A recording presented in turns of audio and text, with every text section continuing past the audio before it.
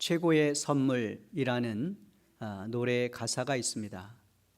힘이 들고 지쳐서 나 쓰러질 때쯤, 서서히 내 모든 것을 포기할 때쯤, 날 안아준 건 너였어. 날 붙잡아 준 건 너였어. 그랬어. 그래, 너였어. 사람들은 내게 말해. 별 볼 일 없다고.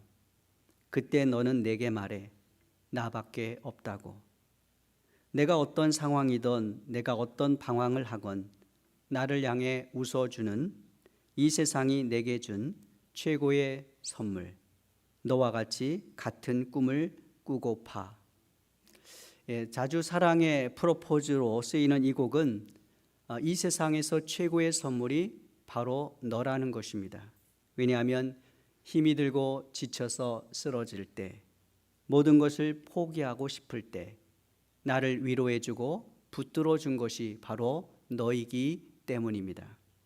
그리고 나의 가치를 일깨워준 사람이 바로 너이기에 내가 이 세상에서 최고의 선물이라고 하는 사랑의 고백입니다. 이민자로 외로운 이민 생활을 이집트에서 하던 이 요셉에게 하나님께서 주신 최고의 선물은 바로 아내 아스낫이었습니다.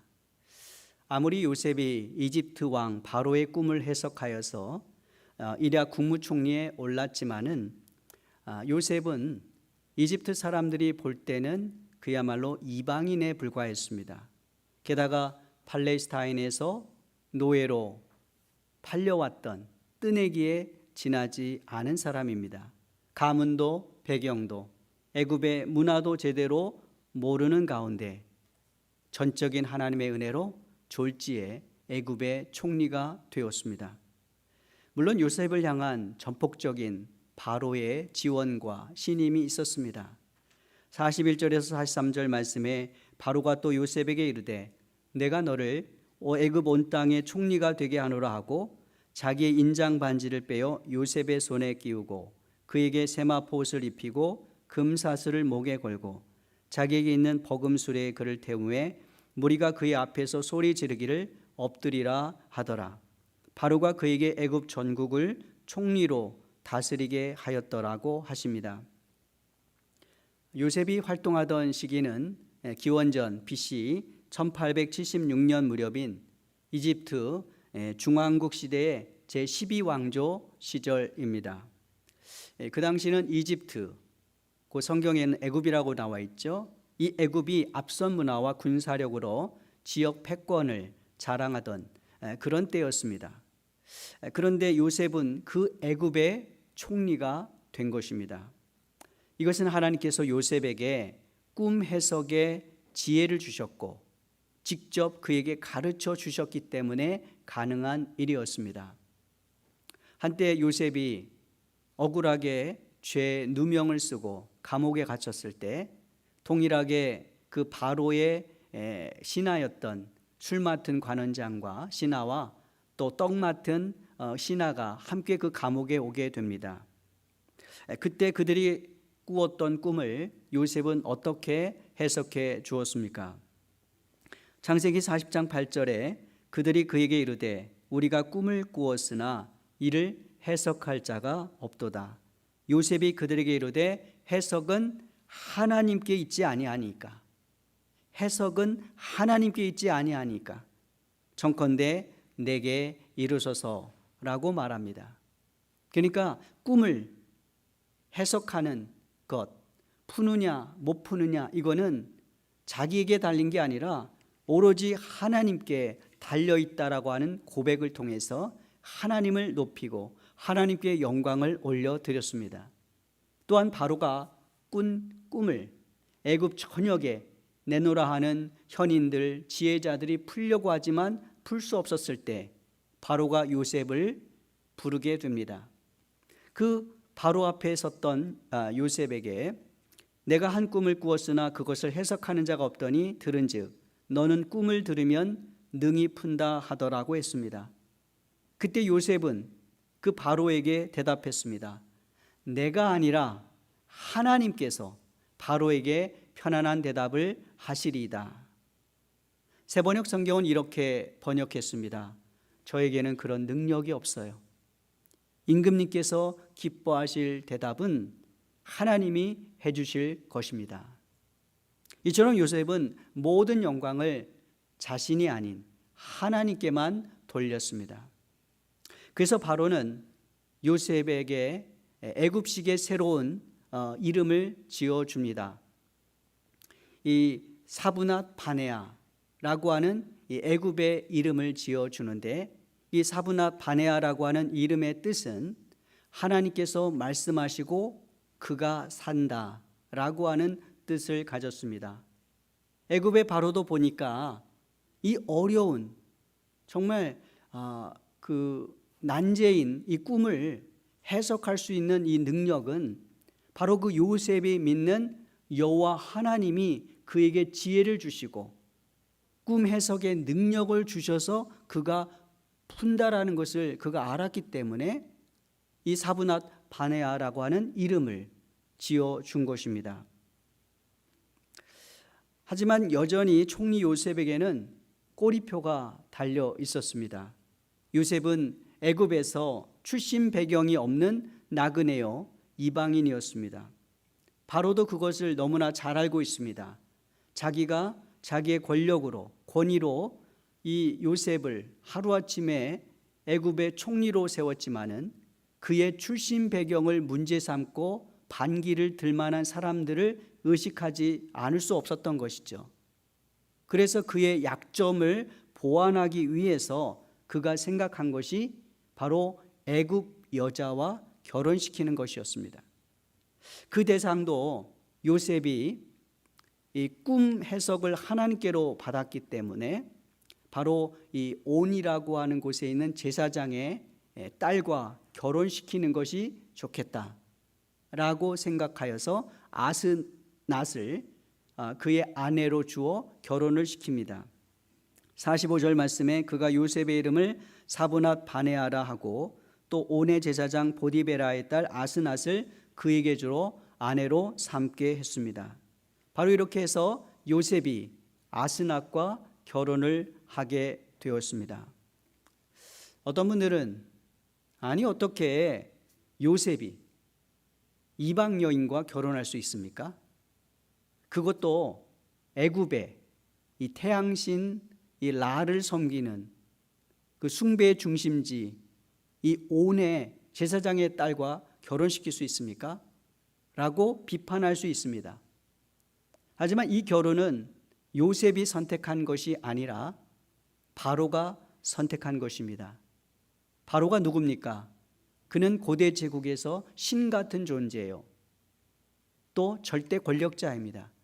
그 절대 권력자 앞에서 이전에 보디발 장군의 그 진노를 사서 억울하게 죄를 뒤집어쓰고 감옥에 갇혀서 오늘 죽을지 내일 죽을지도 모르는 이 요셉의 입장에서 선택의 여지가 있는 게 아니죠. 그래서 바로가 이 여자랑 결혼하라고 하면 할 수밖에 없는 상황 가운데 결혼을 하게 됐다는 것입니다. 지금 한국 사회는 다민족 사회로 진행되고 있다고 해도 과언이 아닙니다. 동남아, 중앙아시아, 유럽, 아메리카의 다양한 인종의 배우자들과 결혼을 하고 있습니다.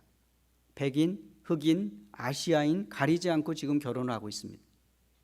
이민사회도 마찬가지입니다. 미국에서도 한두 세대만 내려가면은 자연스럽게 미국 주류 사회에 동화되면서 다인종, 다민족과 결혼하게 됩니다. 성경에서도 이 다윗과 예수님의 족보를 보게 되면은 거기에 이방 여인들의 이름이 나옵니다. 실례로 유다의 며느리 이 다말이 가나안인 여인입니다. 또 여호수아 당시에 기생 라합이 또한 가나안 이방 여인입니다. 또 룻기에 등장하는 이 룻도 모압 여인입니다. 그러므로 다윗 왕과 예수님의 족보가 보여주는 것은 무엇입니까? 혈통이 문제가 되지 않는다는 것입니다. 인종과 색깔, 민족 배경 그거 문제되지 않는다는 것입니다. 그렇다면 중요한 것이 무엇일까요? 그것은 바로 신앙입니다. 요셉을 국무총리로 삼은 바로가 그의 약점, 곧 출신 배경을 보완하기 위해서 애굽 여인 아스닥과 결혼을 시켰지만은, 또 그의 이름을 또한 바꾸었지만은, 이 요셉이 이 사브낫 그 바네아라고 하는 이 이름을 이때 이후로는 쓴 기록이 성경에 없습니다. 무슨 말입니까? 이 바로가 사브낫 바네아라고 하는 애굽의 이름을 지어줬지만은, 물론 바로 앞에서 신하로 설 때는 요셉이라고 하는 이름 대신 사브낫 바네아라고 하는 애굽식의 이름을 썼을 거예요. 하지만 그 어떤 것도 그 이후에는 이 요셉은 자신의 히브리 이름 요셉이라고 쓰지 사브낫 바네아라고 하는 이름을 그 뒤에 쓴 적이 한 번도 없습니다. 이 말은 무엇을 말합니까? 요셉이 애굽 사회에 적응을 했을지라도 결코 그 사회에 흡수되지 않았다는 것을 말해줍니다. 그러니까 신앙을 지켰다는 것입니다. 뿐만 아니라 자신이 죽을 때 그의 유언이 그의 신앙의 정체성을 설명해 줍니다. 요셉이 죽을 때 어떤 유언을 했습니까? 자기의 후손들에게 너희가 이 애굽을 나갈 때 출애굽 때에 나의 유고를 가져다가 애굽 땅에서 가지고 나와서 가나안 땅에다가 심어달라고, 묻어달라고 그렇게 유언을 남깁니다. 왜 그랬을까요? 그것은 여호와 하나님이 이 증조부 이 아브라함을 부르신 땅, 그리고 조부 이삭, 그리고 아버지 야곱을 부르신 그 약속의 땅, 축복의 땅에 그가 묻히고 싶은 그 마음에서 그런 유언을 한 것입니다. 그러기에 그는 끝까지 자신의 신앙을 지켰습니다. 그럼 요셉과 결혼한 이 아스낫이라고 하는 여인은 어떤 여자입니까? 이 아스낫으로 번역된 히브리 언어는 이 아스나트라고 하는 그 히브리어인데, 네트 여신에게 속했다라고 하는 그 이름의 뜻입니다. 그리고 이 온이라고 하는 곳은 이 태양신 라를 숭배하는 중심지입니다. 그래서 거기에 제사장으로 있는 그 제사장의 딸 이 아스낫이 이제 요셉의 아내가 된 거죠. 그런데 어떻게 하나님을 믿는 경건한 요셉이 이런 이방신을 섬기는 제사장의 딸과 결혼할 수 있느냐라고 시비를 걸 만합니다. 하지만 이 요셉과 아스낫의 결혼은 여호와 하나님에 대한 신앙을 잃어버리게 만든 것이 아니라 오히려 하나님의 뜻을 이루어드리는 통로가 되었습니다. 그걸 어떻게 알 수 있냐면은 요셉과 아스낫이 결혼해서 두 아들을 낳게 됩니다. 바로 므낫세와 에브라임인데 히브리 이름입니다. 히브리식 이름이에요. 애굽식의 이름이 아니라 히브리식 이름입니다. 그리고 이 므낫세도 어떤 뜻을 갖고 있느냐? 하나님이 내게 내 모든 고난과 내 아버지의 온 집을 잊어버리게 하셨다라고 하는 뜻을 갖고 있습니다. 지난날 아버지 야곱의 사랑을 정말 듬뿍 받고 독차지하고 총애를 받았는데 하루아침에 배다른 형제들에 의해서 노예로 팔리게 되고 죽을 고비를 넘겨왔던 지난 인생의 시간을 돌아볼 때 그 가슴 시린 고통들, 그리고 또 다시는 그런 일을 겪고 싶지 않은 어떤 트라우마 같은 이런 상처들, 이것을 바로 이 므낫세를 통해서 다 잊어버리게 되었다는 거예요. 지난날의 아픔, 상처를 다 깨끗이 이 므낫세를 통해서 잊게 하셨다는 거예요. 에브라임은 또 어떤 뜻입니까? 하나님이 나를 내가 수고한 땅에서 번성하게 하셨다라고 하는 뜻입니다. 그것도 더블로, 두 배로 은유적인 표현이죠. 그렇게 풍성한 삶으로 하나님께서 나를 도와주셨다라는 그런 고백 가운데 그 하나님의 은혜를 잊지 않게 하기 위해서 이 에브라임이라고 하는 이름을 진 것입니다. 그도 그럴 것이 노예로 팔려왔죠. 억울하게 감옥에 갇혔죠. 언제 내가 죽을지도 모르는 정말 사면초가의 시간 속에서 이제는 애굽의 그 거대한 고대 제국의 총리가 되었으니 이 어찌 하나님의 은혜가 아니라고 할 수가 있겠습니까?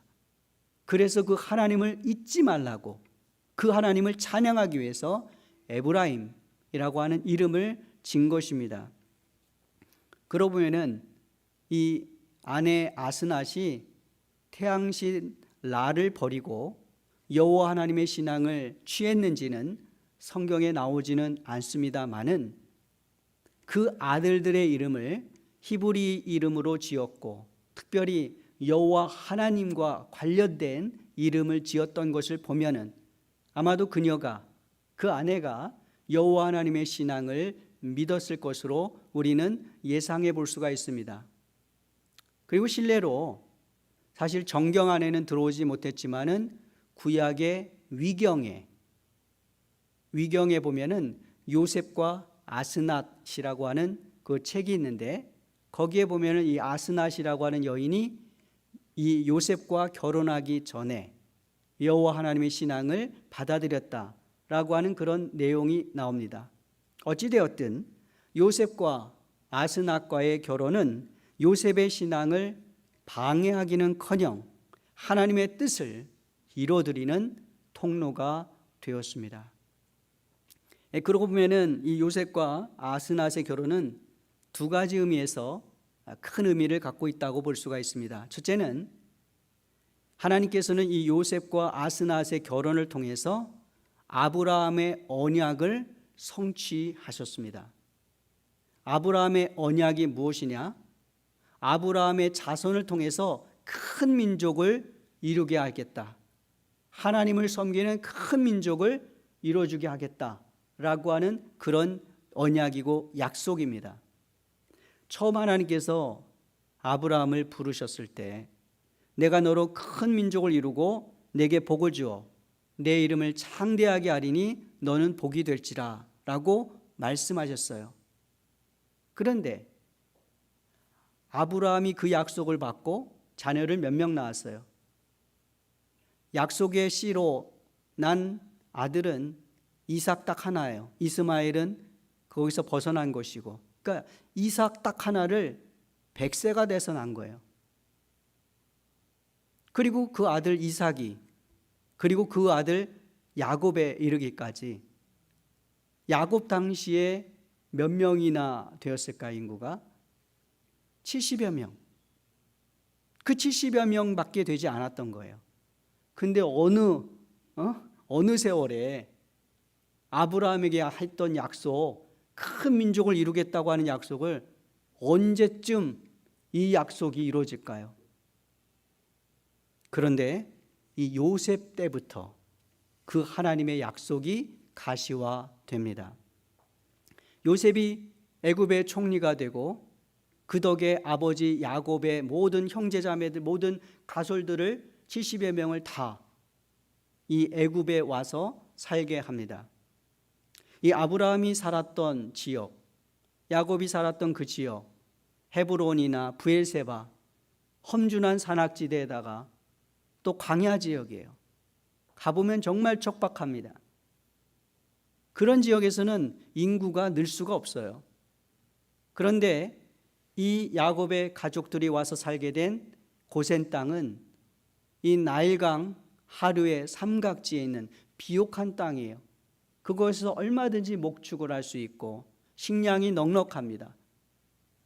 그래서 하나님의 은혜가 물론 처음에 있었고 그 다음에 환경적인 면에서도 식량이 넉넉하기 때문에 이스라엘 민족의 인구가 폭발적으로 성장하게 됩니다. 그래서 한 400여 년이 지난 뒤에 이 인구가 장정만 200만이 넘는 거대한 민족으로 성장하게 됩니다. 그러고 보면은 하나님은 요셉이 그냥 애꿎게 그냥 애굽으로 팔려가서 노예로 팔려간 게 아니라 하나님의 큰 구속사의 그림 속에서는 하나님께서 요셉을 그 정말 척박한 팔레스타인에서 끌어내서 비옥한 넉넉한 이집트 애굽 땅으로 그를 보내셔서 그로 하여금 큰 민족 이스라엘로 성장시키는 발판을 만들어 주신 것입니다.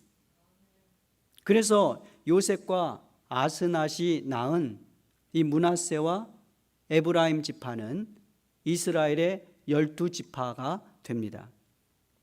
결과적으로 하나님은 이 요셉과 아스낫의 결혼을 통해서 아브라함의 언약을 성취하신 것이죠.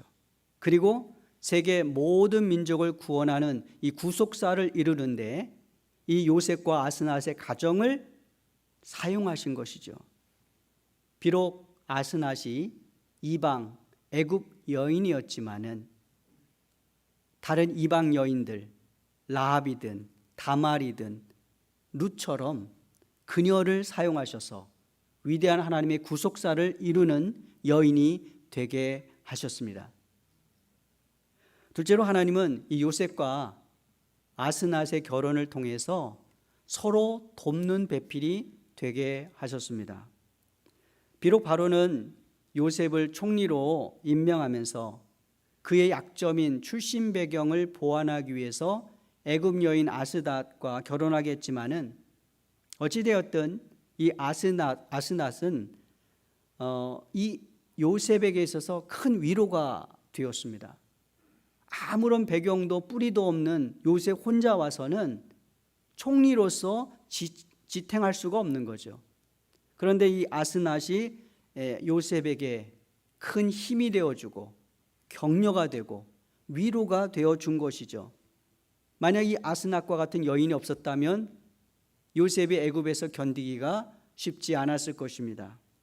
그러기에 하나님은 이 아스낫을 통해서 가정을 이루게 하시고 서로 돕게 하셨습니다. 이처럼 하나님의 사랑은 결혼의 언약 안에서 남편과 아내를 통해서 그 사랑을 공급받게 하십니다. 그리고 그 사랑의 열매가 바로 자녀인 것이죠. 창세기 2장에서 하나님께서 최초의 인간 아담을 창조하셨고 그리고 그 아담을 이렇게 보시니까 아담이 너무 외롭게 보이는 거예요. 그래서 측은히 여기신 거예요. 그래서 사람이 혼자 사는 것이 좋지 아니하니 내가 그를 위하여 돕는 배필을 지으리라 라고 하시면서 여자 하와를 창조하셨습니다. 그러기에 인생을 살면서 최고의 선물은 남편 그리고 아내입니다. 어릴 때는 하나님이 주신 최고의 선물은 부모님입니다. 그러나 성인이 되고 나서 하나님이 주신 최고의 선물은 배우자입니다. 그런데 가장 어리석은 것은 부모님 살아 생전에 부모님의 은혜를 깨닫지 못하고 살다가 결혼을 하고서도 배우자의 소중함을 깨닫지 못하는 자가 가장 어리석은 자입니다. 어느 목사님이 설교 도중에 이런 질문을 던졌습니다. 세상에서 가장 차가운 바다는 썰렁해입니다. 그럼 세상에서 가장 따뜻한 바다는 무엇일까요? 성도들이 머뭇거리자 목사님이 말했습니다. 그것은 사랑해입니다. 항상 따뜻한 바다와 같이 사랑하는 마음을 갖고 살아간다면 그것은 언제나 행복한 곳이 될 것입니다. 라고 말했어요. 이렇게 아멘을 하고 이제 집으로 가서 집으로 돌아온 부인이 남편으로부터 사랑한다는 말을 듣고 싶은 거예요. 그래서 애교를 부리면서 이 목사님이 했던 질문을 똑같이 합니다. 여보, 내가 문제를 낼 테니까 한번 알아맞혀봐. 세상에서 가장 차가운 바다는 썰렁해래. 그럼 세상에서 가장 뜨거운 바다는 어디게? 남편은 이 생뚱맞은 질문을 시큰둥하게 받아들입니다.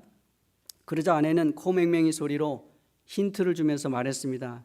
아잉, 그럴 때 당신이 내게 해주고 싶은 말 있잖아. 그걸 생각해봐. 그러자 남편이 의미심장한 표정으로 미소를 지으면서 이렇게 대답했습니다. 열받아. 이 부부간에 소통이 되지 않는 이유가 어디에 있습니까?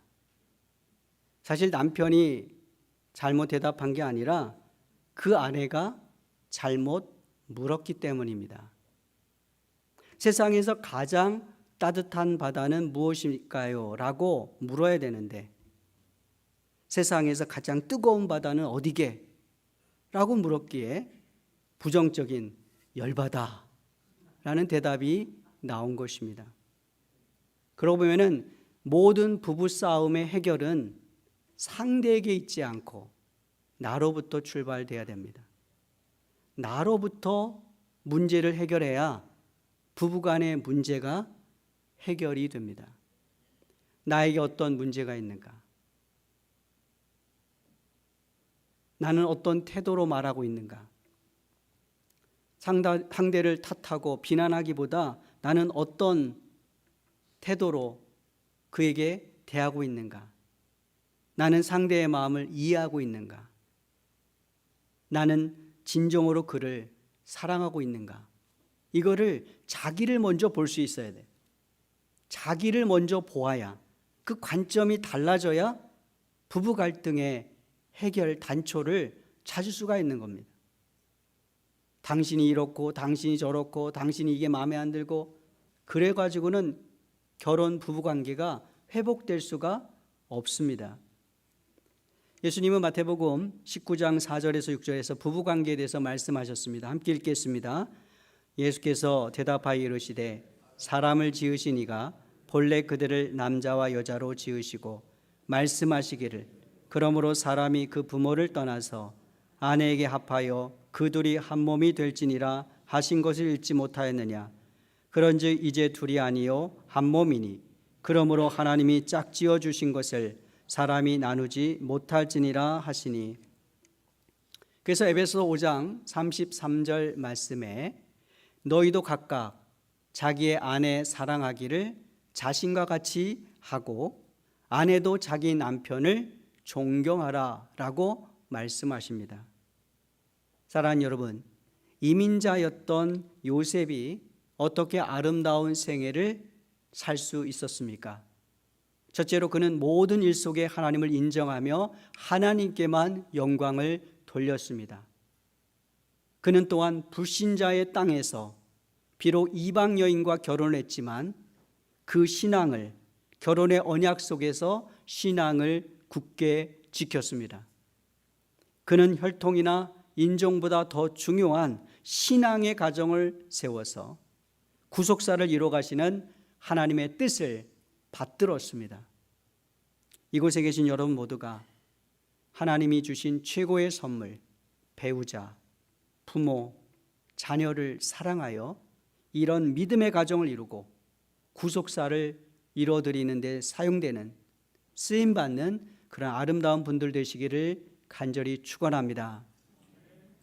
우리 시간 눈을 감고 기도하실 때 그동안 하나님이 주신 최고의 선물인 배우자, 부모님, 자녀의 소중함을 깨닫지 못했음을 회개합시다.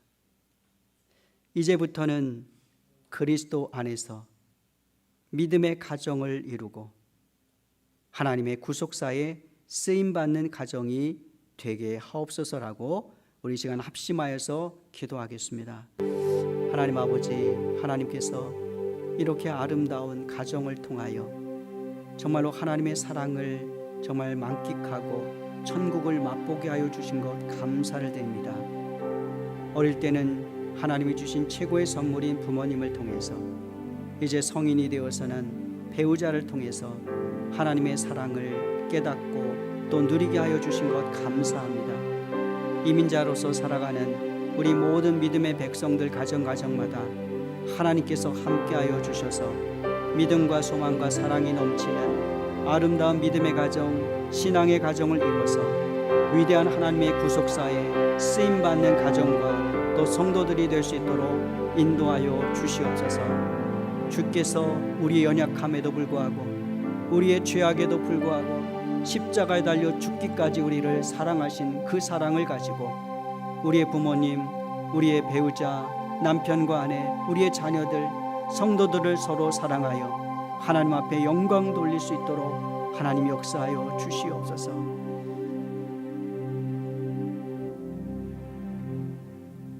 하나님 감사합니다. 요셉과 아스나스의 결혼과 그 믿음의 가정을 통해서 오늘 우리 이민자의 가정이 어떠해야 할지를 말씀을 통해서 도전하여 주시니 감사를 드립니다. 요셉처럼 어떠한 상황 속에서도 하나님을 인정하며 하나님께 영광 돌리게 하여 주시옵소서. 그 어떤 혈통이나 또 피부 색깔이나 인종이 중요한 것이 아니라 신앙이 중요함을 깨닫게 하여 주시고 우리 아름다운 믿음의 유산이 우리 다음 세대 또 다음 세대 주님 오시는 그날까지 이 아름다운 믿음의 유산이 이어져 갈 수 있도록 도와주시고 이를 통하여 하나님의 위대한 구속의 역사, 구원의 역사를 이루어드리는 믿음의 권속들 되게 하여 주시옵소서. 우리를 사랑하신 예수님의 이름으로 간절히 기도드립니다. 아멘.